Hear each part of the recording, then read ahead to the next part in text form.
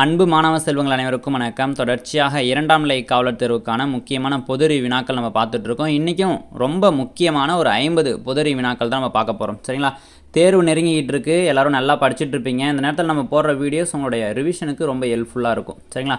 First question பாருங்கள், Fahrenheit அளவின் அதிகபட்சமான அளவீடு என்பது என்ன அப்படின்னு சொல்லி கேட்டிருக்காங்க. சரிங்களா? அப்போ வெப்பத்தை வந்து நம்ம ஃபாரன்ஹீட், டிகிரி செல்சியஸ், கெல்வின், சரிங்களா, இந்த அலகுலாம் நம்ம அளக்கிறோம். அதில் ஃபாரன்ஹீட்டில் அதிகபட்சமான அளவீடுன்றது 212 ஃபாரன்ஹீட் அப்படின்றது தான். சரிங்களா?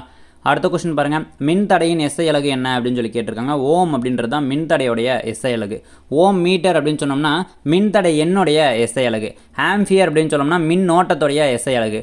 கூலும் அப்படின்னு சொன்னோம்னா மின் நூட்டத்துடைய எஸ்ஐ அலகு. இதெல்லாம் நீங்கள் நல்லா தெரிஞ்சு வச்சுக்கணும். சரிங்களா? அடுத்த கொஸ்டின் பாருங்கள், கீழ்காணும் திரவங்களில் எது அதிக பாகுநிலையை உடையது அப்படின்னு சொல்லி கேட்டிருக்காங்க. கிரீஸ் அப்படின்றது தான் ரொம்ப அதிகமான பாகுநிலையை உடையது. 8ஆவதுல உங்களுக்கு ஸ்கூல் புக் பேக் கொஸ்டினாக கொடுத்துருக்காங்க. ரொம்ப முக்கியம் இது. அடுத்த கொஸ்டின், வெர்சோனியம் என்ற நிலைமின் காட்டியை உருவாக்கியவர் யார் அப்படின்னு சொல்லி கேட்டிருக்காங்க. நிலைமின் காட்டியை உருவாக்குறது யாருன்னா வில்லியம் கில்பர்ட் அப்படின்றவர் தான் நிலைமின் காட்டியை உருவாக்குறாரு. தங்க இலை மின்காட்டியை உருவாக்குறது யாருன்னா ஆபிரகாம் பெனட் அப்படின்றவர் தான் தங்க இலை மின்காட்டியை வந்து உருவாக்குவார். சரிங்களா?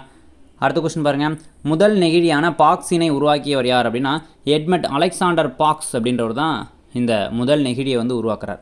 அடுத்த கொஸ்டின், தலைகீழ் விகித விதியை கூறியவர் யார் அப்படின்னு சொல்லி கேட்டிருக்காங்க. சரிங்களா? ரிச்சர்ட் அப்படின்றவர் தான் தலைகீழ் விகித விதியை சொல்லுவார். டால்டன் வந்து பெருக்கல் விதியை சொல்லுவார். சரிங்களா? ஆண்டனி லவாய்சியர் வந்து பார்த்தீங்கன்னா உங்களுக்கு நிறைமாறா விதி இல்லைனா ஆற்றல் அழிவின்மை விதியை சொல்லுவார். ஜோசப் பிரின்சப் அப்படின்றவர் வந்து உங்களுக்கு மாறா விகித விதியை சொல்லுவார். இதெல்லாம் ரொம்ப முக்கியம். எஸ்ஐயில் வந்து இதை பொறுத்துக்கீழே கேட்டிருந்தாங்க. சரிங்களா? அடுத்த கொஸ்டின் பாருங்கள், தனிம வரிசை அட்டவணையை கண்டறிந்தவர் யார் அப்படின்னு சொல்லி கேட்டிருக்காங்க. நவீன தனிம வரிசை அட்டவணை. சரிங்களா? ஹென்ரி மோஸ்லே அப்படின்றவர் தான் நவீன தனிம வரிசை அட்டவணையை வந்து கண்டுபிடிச்சிருப்பாங்க. சரிங்களா? அடுத்த கொஸ்டின் பாருங்கள், இரட்டை பிணைப்புக்கு எடுத்துக்காட்டு எது அப்படின்னு சொல்லி கேட்டிருக்காங்க. இதிலே பாருங்களேன், அந்த பாண்டை பாருங்கள். இது வந்து ஒற்றை பிணைப்பு, இது வந்து இரட்டை பிணைப்பு, இது வந்து மும்மை பிணைப்பு இருக்கா? அப்போ இரட்டை பிணைப்புக்கு எடுத்துக்காட்டு என்ன? இதுதான் இரட்டை பிணைப்புக்கு எடுத்துக்காட்டு. அடுத்த கொஸ்டின் பாருங்கள், அமிலம் காரம் பற்றிய கொள்கையை ஃபஸ்ட்டு முன்மொழிந்தவர் யார் அப்படின்னு சொல்லி கேட்டிருக்காங்க. அர்சீனியஸ் அப்படின்றவர் தான் அமிலம் காரம் பற்றிய கொள்கையை வந்து ஃபஸ்ட்டு முன்மொழிகிறார். சரிங்களா? அமிலம் காரம் உப்பு ரொம்ப முக்கியமான டாபிக். உங்களுக்கு கெமிஸ்ட்ரியிலேருந்து 3 கொஸ்டின் கேட்க போகிறாங்கன்னா அதில் குறைஞ்சது ஒரு கொஸ்டின்னாச்சும் உங்களுக்கு அமிலம் காரம் உப்புலேருந்து கேட்பாங்க. சரிங்களா? அடுத்த கொஸ்டின் பாருங்கள், புதிதாக கண்டுபிடிக்கப்பட்ட கார்பனுடைய புறவேற்றுமை வடிவம் எது அப்படின்னு சொல்லி கேட்டிருக்காங்க. கிராஃபின் அப்படின்றது தான். இதுதான் உலகத்திலேயே ரொம்ப லேசான ஒரு தனிமமும் கூட. அடுத்த கொஸ்டின் பாருங்கள், மயக்கமூட்டியாக பயன்படுவது எந்த வேதிப்பொருள் அப்படின்னு சொல்லி கேட்டிருக்காங்க. நைட்ரஸ் ஆக்சைடு, ஈத்தரு, சரிங்களா, குளோரோஃபார்மு, இது எல்லாமே வந்து உங்களுக்கு மயக்கமூட்டி தான். சரிங்களா? அப்போ இவை அனைத்தும் அப்படின்றது தான் சரியான விடை. அடுத்த கொஸ்டின் பாருங்கள், மைட்ரோகாண்ட்ரியாவை கண்டறிந்தவர் யார் அப்படின்னு சொல்லி கேட்டிருக்காங்க. கோலிக்கர் அப்படின்றவர் தான் மைட்ரோகாண்ட்ரியாவை கண்டறிகிறார். சரிங்களா? அப்போ மைட்ரோகாண்ட்ரியா என்னன்னு சொல்லுவாங்க? செல்லுடைய ஆற்றல் நிலையம் அப்படின்னு சொல்கிறாங்க. பவர் ஹவுஸ், சக்தி நிலையம் அப்படின்னு சொல்கிறாங்க. இதுவே உங்களுக்கு ஏடிபி என்னன்னு சொல்லுவாங்கன்னா ஆற்றல் நாணயம் அப்படின்னு சொல்லுவாங்க. ரெண்டுமே முக்கியமான கொஸ்டின் தான் உங்களுக்கு. அடுத்தது பாருங்கள், உலக சுற்றுச்சூழல் தினம் எப்பொழுது அனுசரிக்கப்படுகிறது அப்படின்னு சொல்லி கேட்டிருக்காங்க. ஜூன் 5 தான் சுற்றுச்சூழல் தினம். இதுவே ஜூன் 15ன்னு கேட்டால் காற்று தினம். சரிங்களா? இது ரெண்டுத்தையும் நீங்கள் நல்லா தெரிஞ்சு வச்சுக்கணும். அடுத்த கொஸ்டின், இந்தியாவின் முதல் மிருக காட்சி சாலை எங்கு நிறுவப்பட்டது அப்படின்னு சொல்லி கேட்டிருக்காங்க. பராக்பூரில் நிறுவப்பட்டிருக்கும். சரிங்களா? அடுத்த கொஸ்டின் பாருங்கள், டேஷ் என்பது சுருங்கி விரியும் திசுக்கற்றை அப்படின்னு சொல்லியிருக்காங்க. தசை அப்படின்றது தான் சுருங்கி விரியக்கூடிய திசுக்கற்றை. சரிங்களா? அடுத்த கொஸ்டின், பெண்கள் மாதவிடாய் நேரத்தில் இரத்த இழப்பை ஈடு செய்ய அதிகம் எடுத்துக்கொள்ள வேண்டிய ஊட்டச்சத்து பொருள் எது அப்படின்னா இரும்பு சத்து தான் அவங்க அதிகமாக எடுத்துக்கணும். சரிங்களா? இரும்பு சத்து தான் அவங்க அதிகமாக எடுத்துக்கணும். ரத்த இழப்பு அதிகமாக போயிட்டுருக்கும், அதனை தடுக்கிறதுக்கு எடுத்துக்கொள்ள வேண்டிய சத்து எதுனா இரும்பு சத்து. ரொம்ப முக்கியம். 8ஆவது புத்தகத்தில் உங்களுக்கு இருக்குது. அடுத்து பாருங்கள், மிருதுவான தசை காணப்படுவது கர்ப்பப்பை, சிரை, தமனி, இது எல்லாத்துலேயுமே மிருதுவான திசை காணப்படுது. அடுத்த கொஸ்டின், நீர் தூண்டலுக்கு ஏற்ப தாவர வேர் வளைவது என்பது நீர்சார்பு அசைவு அப்படின்றது தான் சரியான விடை. சரிங்களா? நீர்சார்பு அசைவு. இதுவே வந்து பார்த்தீங்கன்னா சூரிய ஒளியை நோக்கி வந்து தாவரங்கள் வளருது இல்லையா, அதுக்கு வந்து ஒளி சார்பு அசைவு அப்படின்னு நம்ம சொல்கிறோம். அடுத்தது பாருங்கள், உமிழ்நீரில் காணப்படும் நொதி எது அப்படின்னு சொல்லி கேட்டிருக்காங்க. லைசோசைம், சரிங்களா, டயலின் அப்படின்ற 2 நொதிகள் வந்து அங்கே காணப்படும் உமிழ்நீரில். சரிங்களா? இதே வயிற்றில் காணப்படக்கூடிய அமிலம் எதுனா ஹைட்ரோக்ளோரிக் அமிலம் அப்படின்றாங்க. இதுதான் நமக்கு பசி உணர்வை ஏற்படுத்துது, வயிற்றில் புண்ணு ஏற்படுத்துறதுக்கு காரணம்னா அந்த ஹைட்ரோக்ளோரிக் அமிலம் தான். அடுத்த கொஸ்டின் பாருங்கள், வைட்டமின் என்ற சொல்லை அறிமுகப்படுத்தினது யார் அப்படின்னு சொல்லி கேட்டிருக்காங்க. டாக்டர் ஃபன்க் அப்படின்றவர் தான் வைட்டமின் அப்படின்ற சொல்லை வந்து அறிமுகப்படுத்துகிறாரு. வைட்டமின்னு சொன்னோம்னா vitamin A, B, C, D, E, சரிங்களா, கே, இது எல்லாமே உங்களுக்கு கொஸ்டின் தான். இதில் வைட்டமின் டி வந்து பார்த்திங்கன்னா சூரிய ஒளி வைட்டமின் அப்படின்னு நம்ம சொல்கிறோம். சரிங்களா? அப்போ சூரிய ஒளி நம்ம தோலில் பட்டு, சரிங்களா, வைட்டமின் டியை வந்து பார்த்திங்கன்னா உற்பத்தி செய்யுது. சரிங்களா? அதனால் சூரிய ஒளியின் மூலமாக உற்பத்தி செய்யக்கூடிய வைட்டமின்றதுனால இதை நம்ம சூரிய ஒளி வைட்டமின் அப்படின்னு சொல்கிறோம். அடுத்த கொஸ்டின் பாருங்கள், தடுப்பு மருந்தளித்தல் பாஸ்ட்ரேஷன் அப்படின்ற நிகழ்வினை அறிமுகம் செய்தது யார் அப்படின்னா பாஸ்டர் அப்படின்றவர் தான் அறிமுகம் செஞ்சிருப்பார். இதுவே தடுப்பூசி இடுதல் அப்படின்ற நிகழ்வை வந்து பார்த்தீங்கன்னா எட்வர்ட் ஜென்னர் அப்படின்றவர் பெரியம்மைக்கு எதிராக முதல்ல தடுப்பூசி வந்து கண்டுபிடிச்சிருப்பார். சரிங்களா. அடுத்து பாருங்கள், மாநில மறுசீரமைப்பு சட்டம் இயற்றப்பட்ட ஆண்டு 1956 தான் மாநில மறுசீரமைப்பு சட்டம் அப்படின்றது இயற்றப்படுது. மாநிலங்கள் எல்லாமே மொழியின் அடிப்படையில் பிரிக்கப்படுது. இதன் அடிப்படையில் முதல்ல பிரிக்கப்பட்ட மொழிவாரி மாநிலம் எது? ஆந்திர பிரதேசம். சரிங்களா.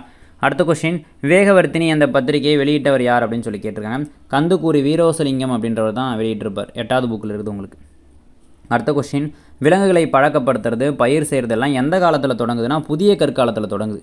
சரிங்களா. விலங்குகளை பழக்கப்படுத்துதல் பயிர் செய்தல் இந்த விஷயங்கள்லாம் எங்கே தொடங்குது? புதிய கற்காலத்தில் தான் தொடங்குது. அடுத்த கொஸ்டின் பாருங்கள், சேரர்களை பற்றி குறிப்பிடும் கல்வெட்டு எது அப்படின்னு சொல்லி கேட்டிருக்காங்க. புகழூர் கல்வெட்டு அப்படின்றது தான் சேரர்களை பற்றி சொல்லக்கூடியதாக இருக்குது. சரிங்களா. அடுத்த கொஸ்டின், மாக்கியவல்லி என்று அழைக்கப்படுபவர் யார் அப்படின்னு சொல்லி கேட்டிருக்காங்க. சாணக்கியர் தான் நம்ம மார்க்கியவல்லின்னு சொல்கிறோம்.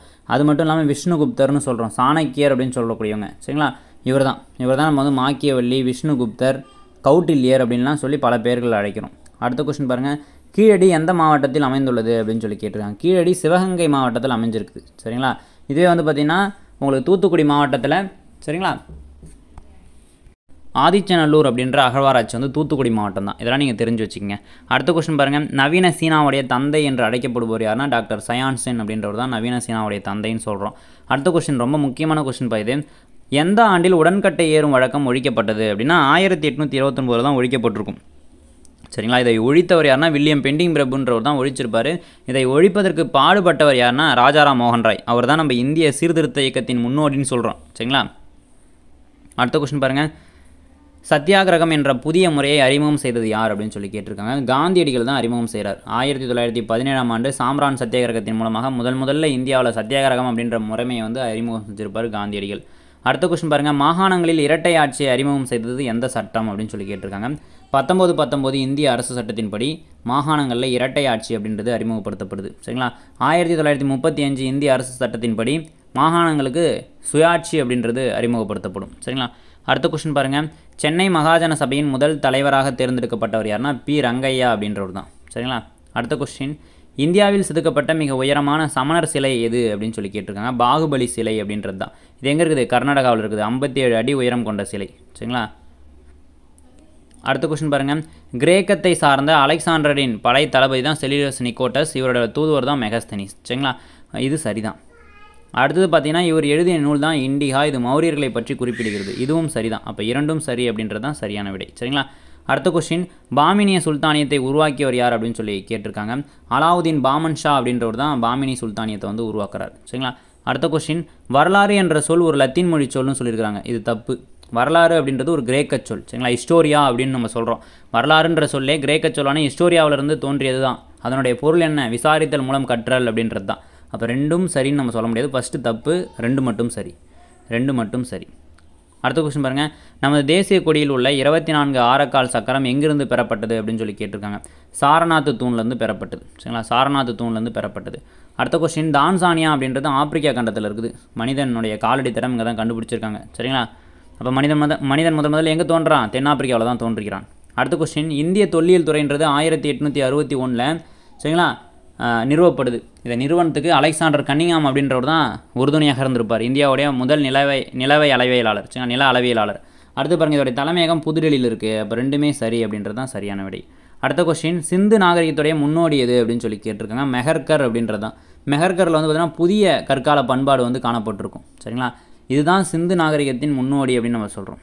அடுத்த கொஸ்டின், லோத்தல் கப்பல் கட்டும் தளம் எங்கே அமைந்துள்ளது அப்படின்னு சொல்லி கேட்டிருக்காங்க. குஜராத்தில் தான் அமைஞ்சிருக்கு. சபர்மதி ஆற்றங்கரையில் இந்த லோத்தல் கப்பல் கட்டும் தளம் அப்படின்றது அமைஞ்சிருக்கு.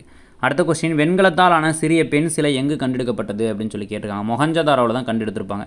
மொஹஞ்சதாரோ அப்படின்னா இறந்தவர்களின் மேடு அப்படின்றது பொருள். ஹெரப்பா அப்படின்னா புதையுண்ட நகரம் அப்படின்றது பொருள். ஹெரப்பாவில் தானிய களஞ்சியம் வந்து கண்டுபிடிச்சிருப்பாங்க ராக்கி கற்கியில். சரிங்களா. இப்போ இருக்கிற ஹரியானா மாநிலத்தில் அது இருக்குது. அடுத்தது பாருங்கள், சிந்துவெளி மக்கள் ஆபரணங்கள் செய்ய எந்த நிற மணிக்கற்களை பயன்படுத்தினார்கள் அப்படின்னா சிவப்பு நிற மணிக்கற்களை பயன்படுத்தினார்கள். கார்னீலியன் அப்படின்னு சொல்லக்கூடிய சிவப்பு நிற மணிக்கற்களை பயன்படுத்தினார்கள். அடுத்த கொஸ்டின், ஒரு பொருளுடைய வயதை கண்டறிய பயன்படும் முறை அப்படின்னு சொன்னோம்னா கதிரியக்க கார்பன் முறை அப்படின்னா C14 அப்படின்னு சொல்கிறோம். ரெண்டுமே ஆன்சர் தான். சரிங்களா. அடுத்த கொஸ்டின் பாருங்கள், சிந்துவெளி நாகரிகம் எந்த காலத்தை சார்ந்தது அப்படின்னு சொல்லி கேட்டிருக்காங்க. இது உலோக காலத்தை சார்ந்தது. சரிங்களா. அடுத்த கொஸ்டின், கல்வி நகரம் என்று அழைக்கப்படுவது எது அப்படின்னா காஞ்சியை தான் நம்ம கல்வி நகரம்னு சொல்கிறோம். சரிங்களா. அடுத்ததாக மதுரையை வந்து பார்த்திங்கன்னா நம்ம வாணிப நகரம் அப்படின்னு சொல்கிறோம். சரிங்களா? காஞ்சிபுரத்துக்கு இன்னொரு பேரும் இருக்குது. சரிங்களா?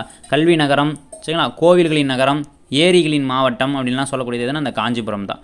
அடுத்த கொஸ்டின் பாருங்கள், மனிதன் தன் காலடியை பதித்துள்ள ஒரே விண்பொருள் எதுனா சந்திரன். சந்திரனுக்கு மட்டும்தான் மனிதன் வந்து சென்றிருக்கிறான்.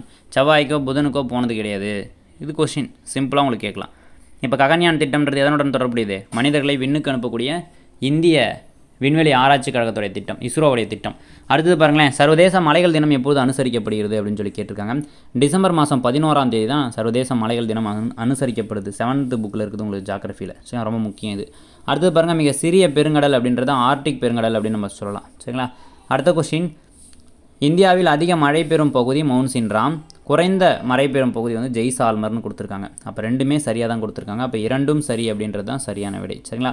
அப்போ இன்றைக்கி நம்ம டாப் மோஸ்ட் இம்பார்ட்டண்டான ஒரு 50 கொஸ்டின் பார்த்துருப்போம். இது கண்டிப்பாக உங்களுக்கு உதவிகரமாக இருக்கும். தொடர்ச்சியாக படிச்சுட்டே இருங்க. ரொம்ப எளிமையாக தான் கொஸ்டின் உங்களுக்கு கேட்க போகிறாங்க. சரிங்களா? அதனால் எந்த ஒரு பயம் இருந்தாலும் விட்டுட்டு தொடர்ச்சியாக படிங்க. ஓகேங்களா? தேங்க்யூப்பா.